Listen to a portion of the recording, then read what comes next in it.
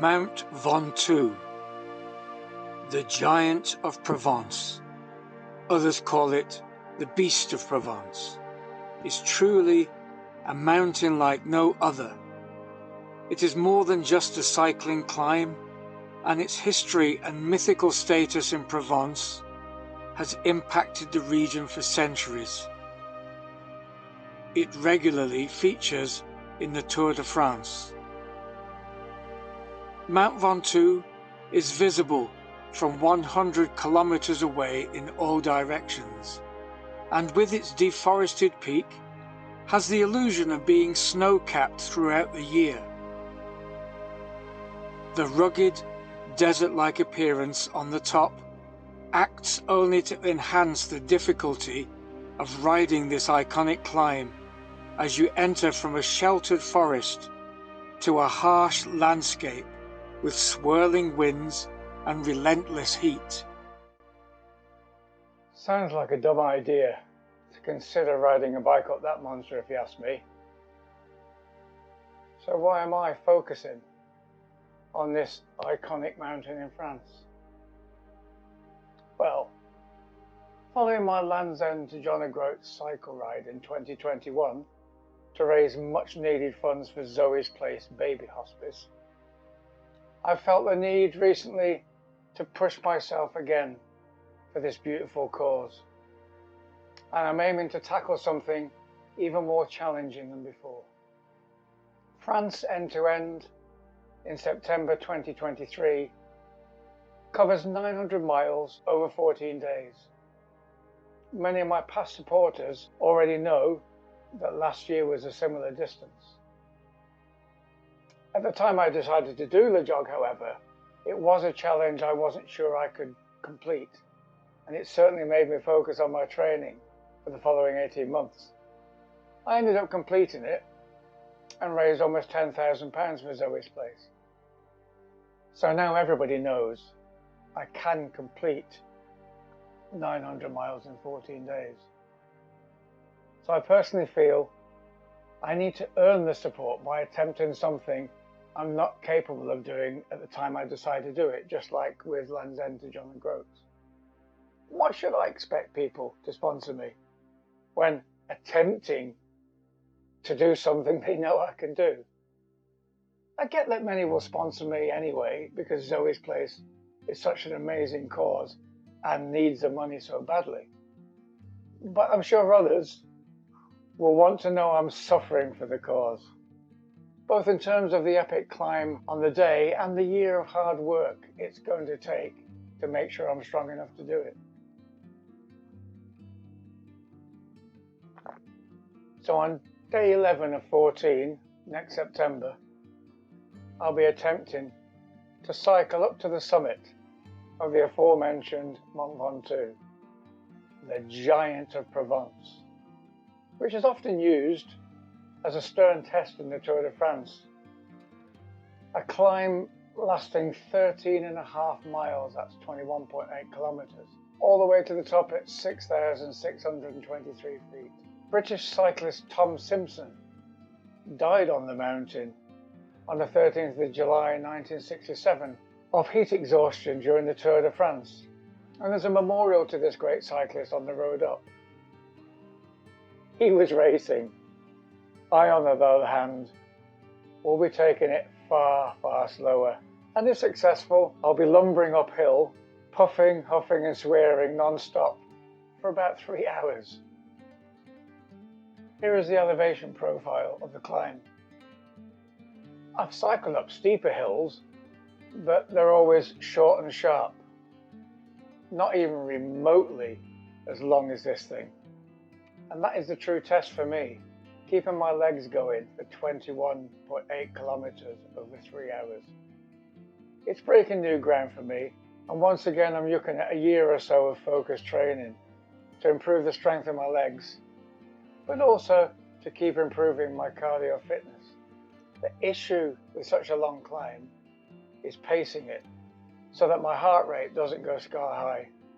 If I'm puffing and swearing before halfway, that'll mean my heart rate is through the roof and I'll be in trouble as far as completing the task is concerned. So that's what I need to work on over the next year. It shouldn't be forgotten that this is happening on day 11 of a 14-day challenge across France. From Saint-Malo on the northwest Atlantic coast to Nice in the southeast on the Mediterranean. And here is why that's significant. On LEJOG, everyone without exception said day 2 is going to be the hardest, and they were right. There are no flat roads in Devon. None. Now I'm lucky to never have trouble sleeping, but I struggled the night before days 1 and 2 on LEJOG, thinking about how hard day 2 was going to be. Once day 2 was done, the normal ability to fall asleep as soon as my head hit a pillow resumed. On the France challenge, Ventoux is on day 11, and I can't help wondering if I'm in for endless sleepless nights, which really isn't great on a 14-day tough challenge. Didn't I not say earlier it seemed like a dumb idea to consider riding a bike up there? Well, I guess that's me all over, I suppose. As an ordinary bloke on a bike with limited experience on this type of thing, I need all the support I can get. Need to have little to worry about other than just pedaling and riding that bike. Last year on LEJOG, I joined the tour offered by a company called Pedal Britain, and after a magnificently efficient and exceedingly friendly and supportive 2 weeks, I wouldn't consider anybody else to help me achieve what I'm trying to do here. And thankfully Pedal Britain have branched out and extended their tours across the Channel into France. For you to better understand what drives me to do this, here's a little bit of information about the wonderful Zoe's Place Baby Hospice. When you've been told that your child only has so much time, you have to live every day as though it should last.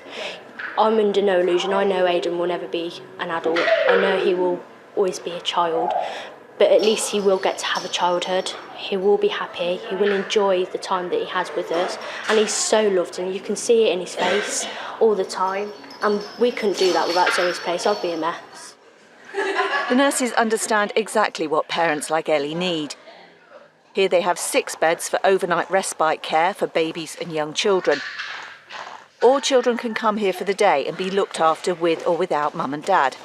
Centres like this are rare. There are only a handful in the country. Rather than feeling sad and down and worried about your child's condition or struggling with it on your own, that actually you can have fun. Your child is still a child. You just need to move forward, enjoy the time that you have with people around you that are there for you and they do understand. The main thing I've learnt since filming hospices in the Midlands is they're not simply places where people go to die. They're fundamentally about living and about the quality of your life right now. Yes, they do offer end-of-life care. This is the Starlight Room here at Zoe's Place, and it's where parents spend the final hours of their child's life. But mainly the focus of a hospice is quality of life for that person right now. And the continued public support they get from all of us shows how much they mean to us all. The hospice movement is a remarkable success story of the last 50 years. Most receive only small amounts of statutory funding, and yet they consistently provide high quality nursing care. And something you can't put a price on, compassion. So here I am, preparing to do something that I've already declared is pretty dumb. It's amazing that wanting to raise funds for Zoe's Place can do to you. Any support is welcome, be it financial for the hospice or just your comments and encouragement. And any of you have experience of very, very long climbs, feel free to pass the experience on in the comments below. This isn't intended to be a video begging bowl, but if anybody watching does feel compelled to help a wonderful and needy cause, I'll leave a link in the description below. So anyway, that's all from me. I better get climbing some hills and eating my ECF. Take it easy, happy cycling, and I'll see you soon.